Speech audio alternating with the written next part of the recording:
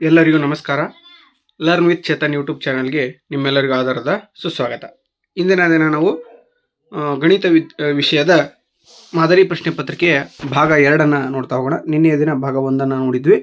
So ಇಂದಿನ ದಿನ ಭಾಗ 2 ನೋಡ್ತಾ ಹೋಗೋಣ. ಸೊ ಇದು 3 ಅಂಕಗಳ ಪ್ರಶ್ನೋತ್ತರಗಳಾಗಿರ್ತವೆ.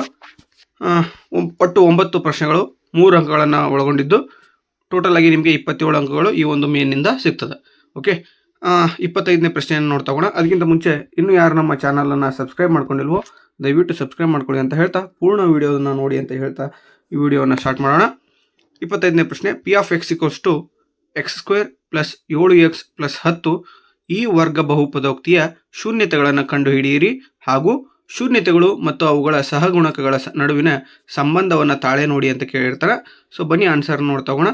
P of X equals to x² + 7x + 10 ಇದನ್ನು ನಾವು 10x ಬರೋ ರೀತಿ ಹಾಗೂ 10x² ಬರೋ ರೀತಿ ಹಾಗೂ 7x ಬರೋ ರೀತಿ ಏನು ಮಾಡಬೇಕಾಗ್ತದೆ, ಅಪವರ್ತನ ವಿಧಾನದಿಂದ ಸಂಬಂಧವನ್ನು ಬಿಡಿಸ್ಕೋಬೇಕಾಗ್ತದೆ, ಗುಂಪನ್ನು ಮಾಡಬೇಕಾಗ್ತದೆ.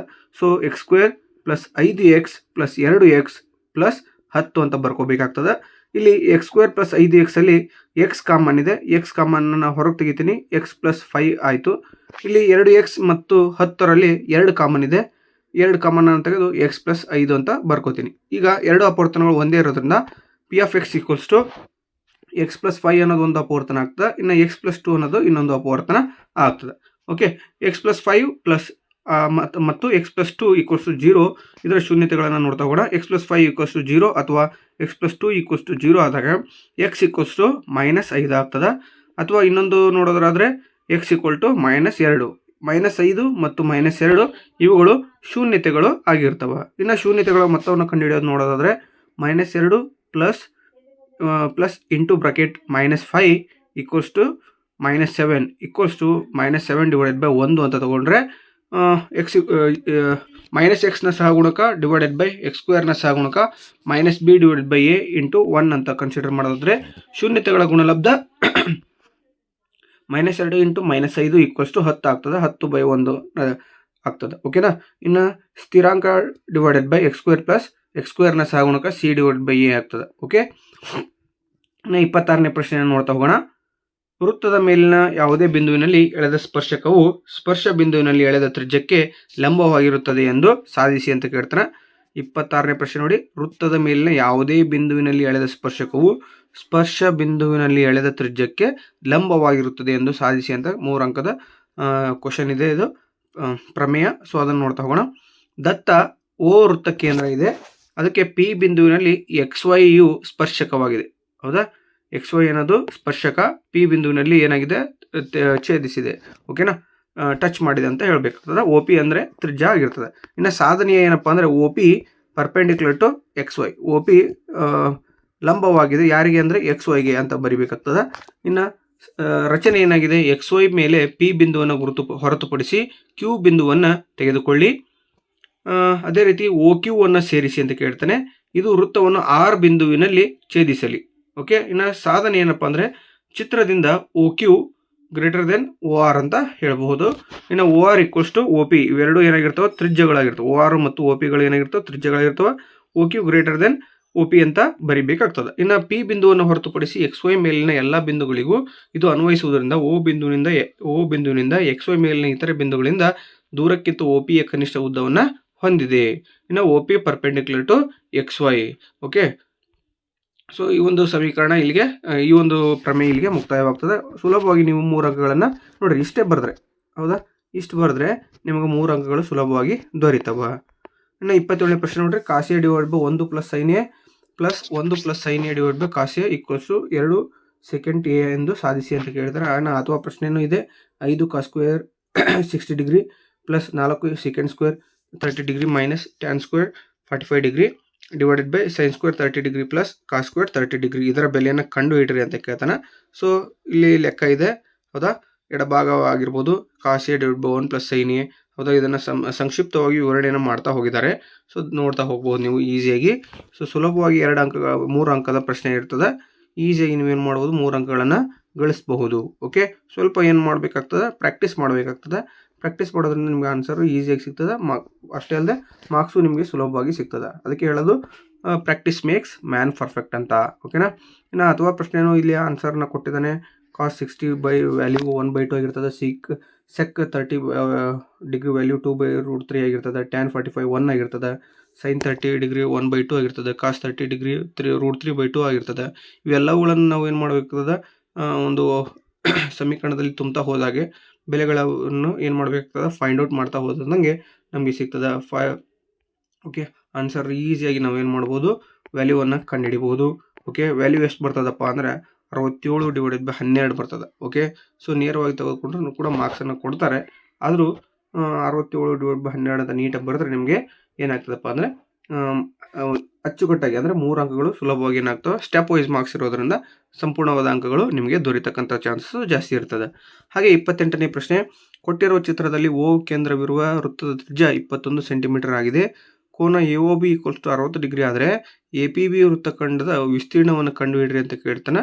ಸೊ √3 ವ್ಯಾಲ್ಯೂ 1/1.73 ಅಂತ ತೆಗೆದುಕೊಳ್ಳಿ ಅಂತ ಅವನೇ ಕೊಟ್ಟಿರೋದ್ರಿಂದ OAPB ತ್ರಿಜ್ಯಾಂತರ ಖಂಡದ ವಿಸ್ತೀರ್ಣ ಅಂದರೆ ಫಾರ್ಮುಲಾ ನೋಡೋಣ. θ/360 degree into πr². Theta value 60 degree ಕೊಟ್ಟಿದ್ದಾನೆ, 360 ಡಿಗ್ರಿ. ಸೊ 6 ಇದು 0 ಗೆಟ್ ಕ್ಯಾನ್ಸಲ್ ಆಗಿ 6 ಅಂತ ಕನ್ಸಿಡರ್ ಆಗ್ತದೆ. ಸೊ 22/7. ಸೊ ಇಲ್ಲಿ 3 2 3 7 7 3 21 ಬರ್ತದೆ. ಈ ರೀತಿ ಕರ್ತಾ ಹೊಡಿಬೋದು ನಾವು. ಓಕೆನಾ. ಅದೇ ರೀತಿ 3 2 ಅಂತಲೂ 3 11. ಓಕೆ, ಇದು ಯಾವ ರೀತಿ ಕಟ್ತಾ ಹೊಡೆದಿದ್ದಾನೆ ಅಂದರೆ, ಒಂದು ನಿಮಿಷ.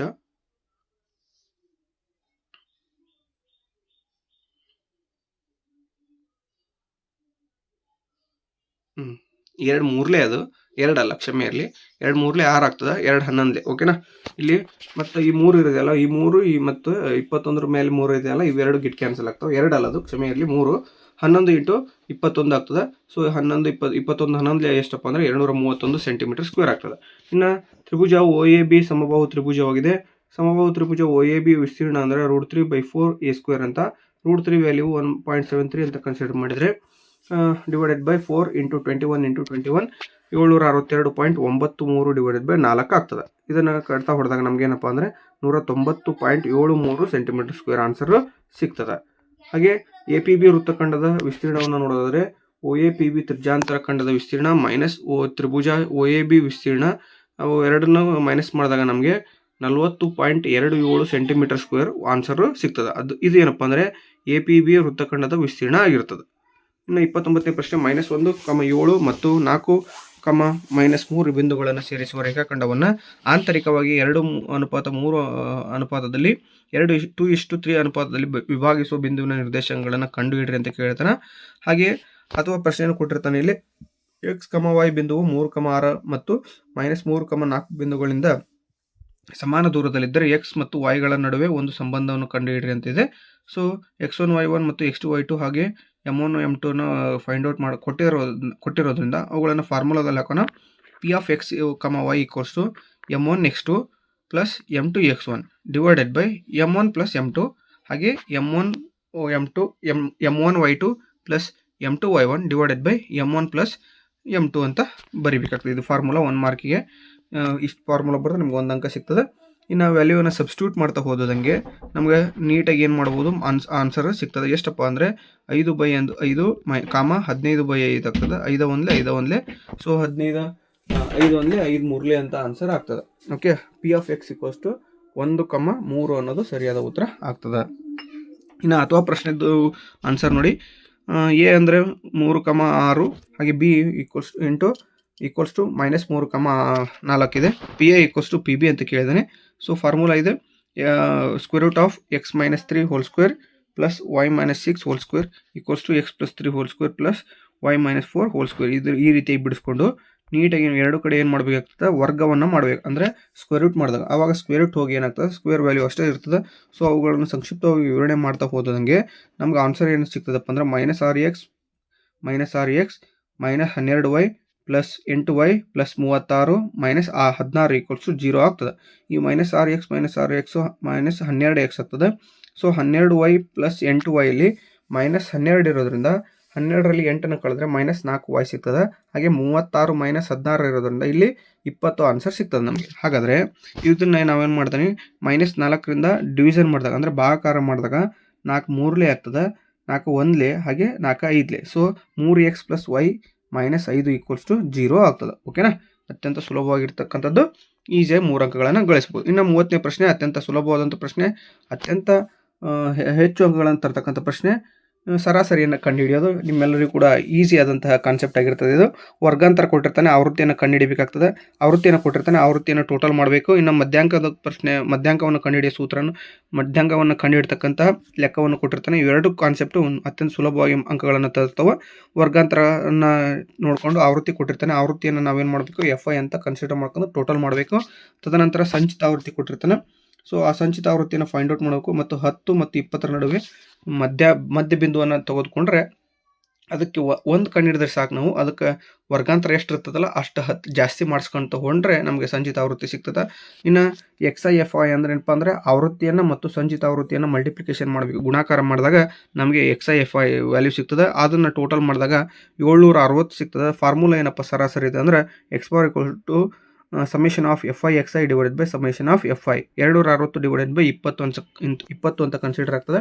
0 ಗೆಟ್ ಕ್ಯಾನ್ಸಲ್ ಆಗಿ 2 1 2 38 2 76 ಆಗಿರೋದ್ರಿಂದ ಸರಾಸರಿ ಎಷ್ಟಪ್ಪ ಅಂದರೆ 38 ಆಗಿರ್ತದೆ. ಇನ್ನು ಅವರು ಮಧ್ಯಾಂಕವನ್ನು ಕಂಡುಹಿಡಿಯೋ ಲೆಕ್ಕವನ್ನು ನೋಡ್ತಾ ಹೋಗೋಣ. ಸೊ ಆವೃತ್ತಿ ಕೊಟ್ಟಿರ್ತಾನೆ, ಅದನ್ನ ಕ್ಯಾಲ್ಕುಲೇಷನ್ ಮಾಡಬೇಕು. ಸಂಚಿತ ಆವೃತ್ತಿಯನ್ನು ಫೈಂಡ್ ಔಟ್ ಮಾಡಬೇಕು. 4 ಇದೆ. ಸೊ 4ಕ್ಕೆ ಆವೃತ್ತಿಯನ್ನು, ಎರಡನೇ ಆವೃತ್ತಿಯನ್ನು ಕೂಡಿಸಿದಾಗ 9 ಆಗ್ತದೆ. 9ಕ್ಕೆ 10 ಕೂಡಿಸಿದಾಗ 19, 19ಕ್ಕೆ 5 ಕೂಡಿಸಿದ್ರೆ 24, 24ಕ್ಕೆ 6 ಕೂಡಿಸಿದ್ರೆ 30 ಆಗ್ತದೆ. ಓಕೆ, ನಮ್ಮ ಉತ್ತರ ಸರಿ ಇದೆ. ಹಾಗಾದರೆ n/2 30/12, n/2 ಅಂದರೆ 15 ಆಗ್ತದೆ. L ಎಷ್ಟಪ್ಪ ಅಂದರೆ 25 ಆಗ್ತದೆ. ಓಕೆ, CF ಎಷ್ಟು ಅಂದರೆ 9, F ಎಷ್ಟು ಅಂದರೆ 10, ಹಾಗೆ H ಎಷ್ಟು ಅಂದರೆ 5 ಆಗ್ತದೆ. ಫಾರ್ಮುಲಾ ಐತಿ, ಮಧ್ಯಾಂಕದ formula L + n/2 - CF / F × H value ಅಲ್ಲಿ ಏನದು ಸೂತ್ರದಲ್ಲಿ ಎಲ್ಲ ಅಂಕಿಗಳನ್ನು ಹಾಕಿದಾಗ ಸೊ 25 + 15 - 9 / 10 × 5 ಆಗ್ತದೆ. 15ರಾಗ 9 ಹೋದರೆ 6 ಸಿಗ್ತದೆ ಆನ್ಸರು. ಇದನ್ನು ನಾವೇನು ಮಾಡ್ತಾನೆ ಅಂದರೆ 25 + 3 ಅಂತ ಕನ್ಸಿಡರ್ ಮಾಡಿಕೊಂಡು ಸೊ ಒಟ್ಟು ಟೋಟಲ್ ಮಧ್ಯಾಂಕ ಎಷ್ಟಾಗ್ತದಪ್ಪ ಅಂದರೆ 28 ಸಿಗ್ತದೆ. ಇನ್ನು ಒಂದು ಪೆಟ್ಟಿಗೆಯಲ್ಲಿ 1ರಿಂದ 20ರವರೆಗೆ ನಮೂದಾಗಿರುವ 20 ಕಾರ್ಡ್ಗಳಿವೆ. ಹೌದಾ? ಪೆಟ್ಟಿಗೆಯಿಂದ ಒಂದು ಕಾರ್ಡನ್ನು ಯಾದೃಚ್ಛಿಕವಾಗಿ ತೆಗೆದಾಗ ಅಂತ ಹೇಳ್ತಾನೆ. ಹಾಗಾದರೆ ಒಂದು ಪೂರ್ಣ ವರ್ಗ ಸಂಖ್ಯೆಯನ್ನು ಕಂಡುಹಿಡಿಯುವ ಸಂಭವನೀಯತೆ ಎಷ್ಟು? 2 ಮತ್ತು 3ರಿಂದ ಭಾಗವಾಗುವ ಸಂಖ್ಯೆಯನ್ನು ಪಡೆಯುವ ಸಂಭವನೀಯತೆಗಳನ್ನು ಕಂಡುಹಿಡಿಯಿರಿ ಅಂತ ಹೇಳ್ತಾನೆ.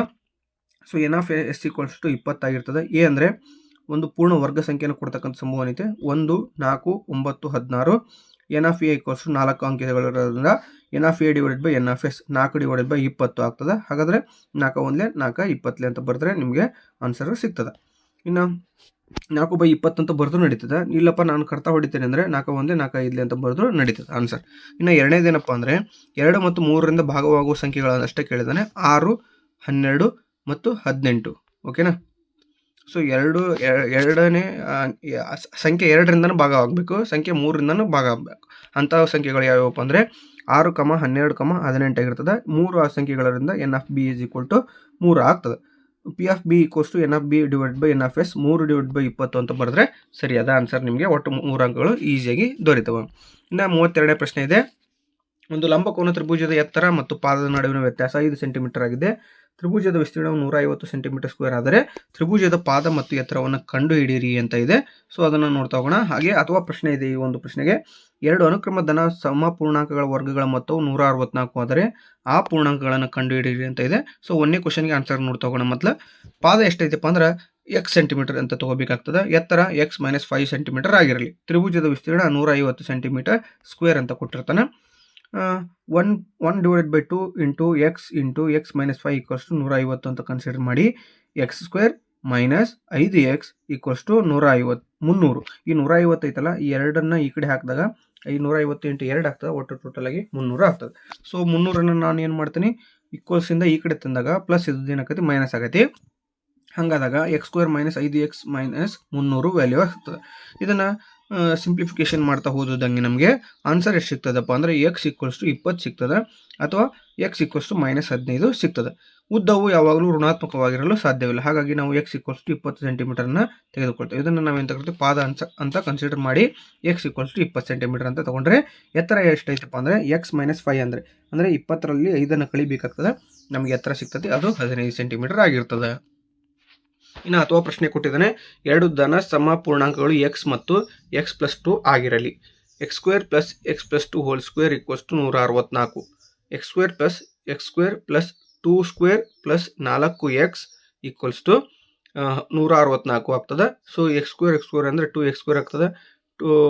ಇದು 2² ಅಂದರೆ 4 ಆಗ್ತದೆ. ಹಾಗೆ 4x - 164. ಸೊ ಇದನ್ನ ಸಿಂಪ್ಲಿಫಿಕೇಶನ್ ಮಾಡಿ 2x² + 4x - 160 = 0 ಆಗಿರ್ತದೆ. ಇಲ್ಲಿ ನಾನು ಏನು ಮಾಡ್ತೇನೆ, ಡಿವೈಡೆಡ್ ಬೈ 2ರಿಂದ ಏನು ಮಾಡ್ತೀನಿ, ಭಾಗಿಸ್ತೇನೆ. ಅವಾಗ ಏನಾಗ್ತದಪ್ಪ ಅಂದರೆ 2ರಿಂದ ಭಾಗಾಕಾರವಾಗಿ x² + 2x - 80 = 0 ಸಿಗ್ತದೆ. ಸೊ ಇದನ್ನು ಗುಂಪು ವಿಧಾನದಿಂದ ಅಪವರ್ತನ ಕ್ರಿಯೆಗೆ ಒಳಪಡಿಸಿದಾಗ ನಮಗೆ ವ್ಯಾಲ್ಯೂ ಎಷ್ಟು ಸಿಗ್ತದಪ್ಪ ಅಂದರೆ x + 10 x - 8 = 0 ಸಿಗ್ತದೆ. ಸೊ ಇದನ್ನು x = -10 ಆಗಿ ತೆಗೆದುಕೊಳ್ತೀವಿ, ಅಥವಾ ಯಾವುದಾದ್ರೂ ತೊಗೋಬೋದು. ಎರಡರಲ್ಲಿ x = -8 ಅಂತ ತೊಗೋಬೇಕು. x ಇದು ಒಂದು ಧನ ಪೂರ್ಣಾಂಕವಾಗಿರೋದ್ರಿಂದ x = 8. x+2 ಅಂದರೆ 8 + 2 = 10 ಆಗ್ತದೆ. ಎರಡು ಧನ ಸಮ ಪೂರ್ಣಾಂಕಗಳು ಯಾವಪ್ಪ ಅಂದರೆ ಒಂದು 8 ಮತ್ತು ಇನ್ನೊಂದು 10 ಆಗಿರ್ತದೆ. ಇನ್ನು 33ನೇ ಪ್ರಶ್ನೆ, AB ಮತ್ತು CD ಎರಡು ರೇಖಾಖಂಡಗಳು O ಬಿಂದುವಿನಲ್ಲಿ ಪರಸ್ಪರ ಛೇದಿಸ್ತವಂತೆ. AC ಸಮಾಂತರ BD ಆಗುವಂತೆ AC ಮತ್ತು BDಗಳನ್ನು ಸೇರಿಸಿ ಮತ್ತು ತ್ರಿಭುಜ AOC ಮತ್ತು ತ್ರಿಭುಜ BOD ಎಂದು ಸಾಧಿಸಿ ಅಂತ ಕೇಳ್ತಾನೆ. ಸೊ ಸುಲಭವಾದಂತಹ ಎರಡು ತ್ರಿಭುಜಗಳಿದಾವು, AOC ಮತ್ತು DOB ಅನ್ನೋ ಎರಡು ತ್ರಿಭುಜ, BOD ಅನ್ನೋ ಎರಡು ತ್ರಿಭುಜಗಳಿದಾವು. ಅವುಗಳನ್ನು ನಾವು ನೀಟಾಗಿ ಬರಿತಾ ಹೋದಂಗೆ ಪರ್ಯಾಯ ಕೋನಗಳು ಸಿಗ್ತವೆ ನಮಗೆ, ಹೌದಾ. ACO = ಕೋನ BDO ಆಗ್ತದೆ. ಹಾಗೆ ತ್ರಿಭುಜ AOC = ತ್ರಿಭುಜ BOD, ಇವೆರಡು ಶೃಂಗಾಭಿಮುಖ ಕೋನಗಳಾಗಿರ್ತವೆ. ಹಾಗೆ ಕೋನ ನಿರ್ಧಾರಕ ಗುಣವನ್ನು ಅಪ್ಲೈ ಮಾಡಬೇಕಾಗ್ತದೆ. ಇದರಿಂದ ನಮ್ಗೇನು ಸಿಗ್ತದಪ್ಪ ಅಂದರೆ ಈಸಿಯಾಗಿ ಆನ್ಸರ್ ಸಿಗ್ತದೆ. 3 ಅಂಕ, ಸುಲಭವಾಗಿ 3 ಅಂಕಗಳನ್ನು ನಾವೇನು ಮಾಡ್ಬೋದು, ಈ ಒಂದು ಲೆಕ್ಕದಿಂದ ಪಡಿಬಹುದು. ಓಕೆನಾ. ಇನ್ನು ಮುಂದಿನ ಪ್ರಶ್ನೆ ನೋಡೋಣ. 4 ಅಂಕದ 4 ಪ್ರಶ್ನೆಗಳಿರ್ತವೆ. 34ನೇ ಪ್ರಶ್ನೆ ನೋಡಿ, ಕೊಟ್ಟಿರುವ ರೇಖಾತ್ಮಕ ಸಮೀಕರಣಗಳ ಜೋಡಿಯ ಪರಿಹಾರವನ್ನು ನಕ್ಷೆಯ ವಿಧಾನದಿಂದ ಕಂಡುಹಿಡಿಯಿರಿ ಅಂತ ಇದೆ. ಯಾವ್ಯಾವ ಅಂದರೆ x + 2y = 8 ಅನ್ನೋದೊಂದು, x + y = 5 ಅನ್ನೋದೊಂದು. ಇವೆರಡು ಸಮೀಕರಣಗಳನ್ನು ನಾವು ಏನು ಮಾಡಬೇಕಾಗ್ತದೆ, ನಕ್ಷೆ ವಿಧಾನದ ಮೂಲಕ ಅಪ್ಲಿಕೇಶನ್ ಮಾಡಿಕೊಂಡು ನಕ್ಷೆಯನ್ನು ಬಿಡಿಸಿದಾಗ ನಮಗೆ ಆನ್ಸರ್ ಈ ರೀತಿಯಾಗಿ ದೊರೆಯುತ್ತದೆ. 0ಯನ್ನು x ವ್ಯಾಲ್ಯೂ 0 ಆದಾಗ 4y ಬರ್ತೈತಿ. x ವ್ಯಾಲ್ಯೂ 8 ಆದಾಗ 0, y ವ್ಯಾಲ್ಯೂ 0 ಬರ್ತೈತಿ. ಇವುಗಳನ್ನು ಏನು ಮಾಡಬೇಕು, ಗುರುತು ಮಾಡಿ. ಇನ್ನು ಎರಡನೇದಾಗಿ ನೋಡೋದಾದ್ರೆ x ವ್ಯಾಲ್ಯೂ 0 ತೊಗೊಂಡಾಗ y ವ್ಯಾಲ್ಯೂ 5 ಬರ್ತದೆ, x ವ್ಯಾಲ್ಯೂ 5 ತೊಗೊಂಡಾಗ y ವ್ಯಾಲ್ಯೂ 0 ಬರ್ತದೆ. ಇವೆರಡನ್ನು ನಾವು ಏನು ಮಾಡ್ಬೋದು, ಈ ಒಂದು ನಕ್ಷೆಯಲ್ಲಿ ಗುರುತು ಮಾಡಿದರೆ ನಮಗೆ ಸಂಪೂರ್ಣವಾಗಿ 4 ಅಂಕಗಳು ದೊರೀತವೆ. ಇನ್ನು 35ನೇ ಪ್ರಶ್ನೆ, ತ್ರಿಭುಜದ ಎರಡು ಬಾಹುಗಳನ್ನು ಎರಡು ವಿಭಿನ್ನ ಬಿಂದುಗಳಲ್ಲಿ ಛೇದಿಸುವಂತೆ ಒಂದು ಬಾಹುಗೆ ಸಮಾನಾಂತರವಾಗಿ ಎಳೆದ ಸರಳ ರೇಖೆಯು ಉಳಿದೆರಡು ಬಾಹುಗಳನ್ನು ಸಮಾನುಪಾತದಲ್ಲಿ ವಿಭಾಗಿಸುತ್ತದೆ ಎಂದು ಸಾಧಿಸಿ ಅಂತ ಇದೆ. ಸೊ ಇದು ಪ್ರಮೇಯ 4 ಅಂಕದ ಪ್ರಮೇಯ ಆಗಿರ್ತದೆ. ನೀವು ಸಾಕಷ್ಟು ಬಾರಿ ಇದನ್ನು ಪ್ರಾಕ್ಟೀಸ್ ಮಾಡಿರ್ತೀರಿ. ಸೊ ಇದನ್ನು ಇನ್ನೊಮ್ಮೆ ಹೇಳುವಂತಹ ಪ್ರಶ್ನೆ ಜರೂರು ಇಲ್ಲ ಅಂತ ಭಾವಿಸ್ತೀನಿ. ಸೊ ಇಲ್ಲಿ ಆನ್ಸರ್ ಇದೆ, ಅದನ್ನ ಒಂದ್ಸಲ ಏನು ಮಾಡಿರಿ, ಪರ್ಫೆಕ್ಟಾಗಿ ನೋಡ್ಕೊಳ್ಳಿ ಅಂತ ಹೇಳ್ತಾ ಮುಂದಿನ ಪ್ರಶ್ನೆ ನೋಡ್ತಾ ಹೋಗೋಣ. ಸೊ 36ನೇ ಪ್ರಶ್ನೆ, 60 ಸೆಂಟಿಮೀಟರ್ ತ್ರಿಜ್ಯವಿರುವ ಅರ್ಧಗೋಳದ ಪಾದದ ಮೇಲೆ 120 ಸೆಂಟಿಮೀಟರ್ ಎತ್ತರ ಮತ್ತು 60 ಸೆಂಟಿಮೀಟರ್ ತ್ರಿಜ್ಯವನ್ನು ಹೊಂದಿರುವ ಒಂದು ನೇರ ವೃತ್ತಪಾದ ಶಂಕುವನ್ನು ಜೋಡಿಸಿದ ಘನಾಕೃತಿಯನ್ನು ಸಂಪೂರ್ಣವಾಗಿ ನೀರಿನಿಂದ ತುಂಬಿದ ನೇರ ವೃತ್ತಪಾದ ಸಿಲಿಂಡರ್ನಲ್ಲಿ ತಳವನ್ನು ಮುಟ್ಟುವಂತೆ ನೇರವಾಗಿ ಚಿತ್ರದಲ್ಲಿ ತೋರಿಸುವಂತೆ ಮುಳುಗಿಸಿದೆ. ಸಿಲಿಂಡರ್ನ ತ್ರಿಜ್ಯವು 60 ಸೆಂಟಿಮೀಟರ್ ಮತ್ತು ಎತ್ತರವು 180 ಸೆಂಟಿಮೀಟರ್ ಆದರೆ ಸಿಲಿಂಡರ್ನಲ್ಲಿ ಉಳಿದಿರುವ ನೀರಿನ ಪ್ರಮಾಣವನ್ನು ಪೈನಲ್ಲಿ ವ್ಯಕ್ತಪಡಿಸಿ ಅಂತ ಕೇಳ್ತಾನೆ. ಸೊ ಚಿತ್ರ ಈ ರೀತಿಯಾಗಿರ್ತದೆ. ಸಿಲಿಂಡರ್ನ ಅಥವಾ ಪ್ರಶ್ನೆಯನ್ನು ಕೂಡ ಇದೆ ನೋಡಿ ಇಲ್ಲಿ. ಸಿಲಿಂಡರ್ನ ಮೇಲ್ಭಾಗದಲ್ಲಿ ಸಿಲಿಂಡರ್ನಷ್ಟೇ ತ್ರಿಜ್ಯವಿರುವ ಆ ಅರ್ಧ ಗೋಳಾಕೃತಿಯನ್ನು ಕೊರೆದು ಚಿತ್ರದಲ್ಲಿ ತೋರಿಸಿರುವಂತೆ ಒಂದು ಘನಾಕೃತಿಯನ್ನು ತಯಾರಿಸಿದೆ. ಕೊರೆಯಲಾದ ಅರ್ಧ ಗೋಳಾಕೃತಿಯ ಘನಫಲವು 18,000 ಪೈ ಸೆಂಟಿಮೀಟರ್ ಕ್ಯೂಬ್ ಆಗಿದೆ. ಸಿಲಿಂಡರ್ನ ಎತ್ತರ 145 ಸೆಂಟಿಮೀಟರ್ ಆದರೆ ಘನಾಕೃತಿಯ ಒಟ್ಟು ಮೇಲ್ಮೈ ವಿಸ್ತೀರ್ಣವನ್ನು ಕಂಡುಹಿಡಿಯಿರಿ ಅಂತ ಇದೆ. ಸೊ ಮೊದಲನೇದಾಗಿ ನೋಡ್ತಾ ಹೋಗೋಣ. ಸಿಲಿಂಡರ್ನ ಘನಫಲ πr² ಹೆಚ್ಚಿರ್ತದೆ. ಇದಕ್ಕೆ ಆರ್ ವ್ಯಾಲ್ಯೂ 60 ಇದೆ. ಸೊ ಸ್ಕ್ವೇರ್ ರೂಟ್ ಮಾಡ್ಕೊಂಡಾಗ ನಮಗೆ 3600 × 180 ಆಗ್ತದೆ. ಒಟ್ಟು ಟೋಟಲ್ ಆಗಿ 6,48,000 ಪೈ ಸೆಂಟಿಮೀಟರ್ ಕ್ಯೂಬ್ ಸಿಗ್ತದೆ. ಓಕೆ. ಸೊ ಇನ್ನು ನೆಕ್ಸ್ಟ್ ಘನಾಕೃತಿಯ ಘನಫಲ ಅಂತ ಕೇಳಿದ್ರೆ ಶಂಕುವಿನ ಘನಫಲ ಮತ್ತು ಪ್ಲಸ್ ಅರ್ಧಗೋಳದ ಘನಫಲವನ್ನು ಹಾಕ್ಕೊಂಡು ನಾವೇನು ಮಾಡಬೇಕಾಗ್ತದೆ, ಲೆಕ್ಕವನ್ನು ಮಾಡಿದಾಗ ನಮಗೆ ಟೋಟಲ್ ಘನಾಕೃತಿಯ ಘನಫಲ ಎಷ್ಟು ಸಿಗ್ತದಪ್ಪ ಅಂದರೆ 2,88,000 ಪೈ ಸೆಂಟಿಮೀಟರ್ ಕ್ಯೂಬ್ ಸಿಗ್ತದೆ. ಸಿಲಿಂಡರ್ನ ಘನಫಲ ಮತ್ತು ಘನಾಕೃತಿಯ ಘನಫಲವನ್ನು ಮೈನಸ್ ಮಾಡಿದಾಗ ನಮಗೆ ಸಿಲಿಂಡರ್ನಲ್ಲಿ ಉಳಿಯುವ ನೀರಿನ ಪ್ರಮಾಣ ಎಷ್ಟು ಅಂತ ಸಿಗ್ತದೆ. ಅದು ಯಾವುದಪ್ಪ ಅಂದರೆ 3,60,000 ಪೈ ಸೆಂಟಿಮೀಟರ್ ಕ್ಯೂಬ್ ಆಗ್ತದೆ. ಇನ್ನು ಎರಡನೇ ಅಥವಾ ಪ್ರಶ್ನೆ ನೋಡ್ತಾ ಹೋಗೋಣ. ಅರ್ಧಗೋಳದ ಘನಫಲ ಅಂದರೆ formula 2/3 pi R cube. So ಘನಫಲ ಕೊಟ್ಟಿದ್ದಾನೆ 18,000 pi equals to 2/3 into pi into R cube. So R ಕಂಡುಹಿಡಿಬೇಕು. ಸೊ ಹಾಗಾಗಿ 18,000 ಇಂಟು 3/2. ಸೊ ಕ್ಯಾಲ್ಕುಲೇಷನ್ ಮಾಡಿದಾಗ ಆರ್ ಕ್ಯೂಬ್ ಈಕ್ವಲ್ಸ್ 27,000 ಆಗ್ತದೆ. ಸೊ ಆರ್ ಈಕ್ವಲ್ಸ್ ಎಷ್ಟಪ್ಪ ಅಂದರೆ 30 ಸೆಂಟಿಮೀಟರ್ ಆಗಿರ್ತದೆ. ಇನ್ನು ಘನಾಕೃತಿಯ ಒಟ್ಟು ಮೇಲ್ಮೈ ವಿಸ್ತೀರ್ಣ ಅಂದರೆ ಏನು ಕಂಡುಹಿಡಬೇಕಂದ್ರೆ ಅರ್ಧಗೋಳದ ವಕ್ರ ಮೇಲ್ಮೈ ವಿಸ್ತೀರ್ಣ, ಸಿಲಿಂಡರ್ನ ಮೇಲ್ಮೈ ವಿಸ್ತೀರ್ಣ, ವೃತ್ತಪದದ ಮೇಲ್ಮೈ ವಿಸ್ತೀರ್ಣ ಇವು ಮೂರನ್ನು ಕೂಡಿಸಿದಾಗ ನಮಗೆ ಘನಾಕೃತಿ ಒಟ್ಟು ಮೇಲ್ಮೈ ವಿಸ್ತೀರ್ಣ ಸಿಗ್ತದೆ.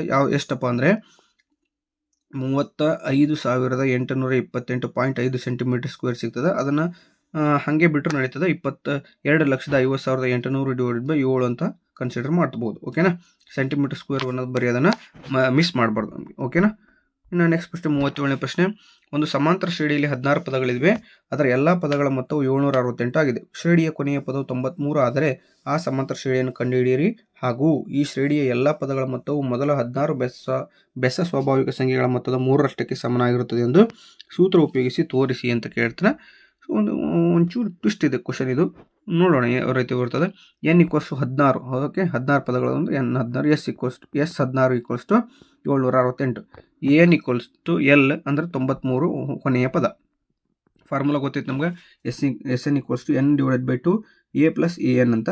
SN ಎಷ್ಟು ಕೊಟ್ಟಿದ್ದಾನೆ 768. n ಅಂದರೆ 16, 2 2 1 2 8. a ವ್ಯಾಲ್ಯೂ ಕೊಟ್ಟಿಲ್ಲ. ಸೊ an ವ್ಯಾಲ್ಯೂ ಕೊಟ್ಟಿದ್ದಾನೆ 93. ಓಕೆ, 2 1 2 8 ಆಗ್ತದೆ.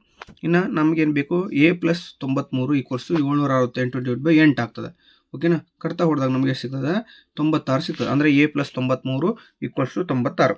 ಸೊ ನಮಗೆ a ವ್ಯಾಲ್ಯೂ ಬೇಕಾಗಿರೋದ್ರಿಂದ ಈ 93ಅನ್ನು ನಾನೇನು ಮಾಡ್ತೇನೆ ಪ್ಲಸ್ ಇದನ್ನು ಈಕ್ವಲ್ಸಿಂದ ಈ ಕಡೆ ಹಾಕಿದಾಗ ಬಲಭಾಗಕ್ಕೆ ಹಾಕಿದಾಗ ಮೈನಸ್ ಆಗ್ತದೆ. 96 - 93 ಅಂದರೆ a ವ್ಯಾಲ್ಯೂ 3 ಸಿಕ್ತು ನಮಗೆ. ಇನ್ನು ಏನು ಫಾರ್ಮುಲಾದ ಹಾಕೋಣ. n = a + n - 1d.